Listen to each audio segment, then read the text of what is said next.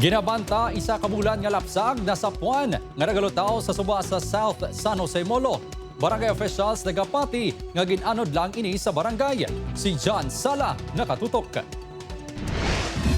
Wala na sang kabuhi kag nagapalangit ng chance ang lapsag nga nasapwan nga naglutaw sa suba sa bahin sang South San Jose, Molo. Suno kay Manong Victor yara na sa state of decomposition ng lapsag nga babae nga ginabanta isa pa lang kabulan sang nakit-an sang mga malugpang isda. Kidudunot na sa nga daan. Kaya mo na nga ginbabayala namon, ginulat lang namon ng pulis magabot. Hanggang DSWD kay para sila na lang yung mag-investigate. Insigida naman niya ginsikyar sa barangay officials ang mga nagabusong sa ilang barangay. Apang ginapatihan nga hindi residente sang barangay ang iloy sang lapsag. Hindi. Mabalaan ginaya namon, di akong sino. Kaya siyempre, from City Health, tanan ay ang gabusong, ginamonitor. Insigida man niya ginpamisahan kag ginpalubong sang barangay officials ang lapsag. Upo kay Hans Desierto, John Sala, Western Visayas.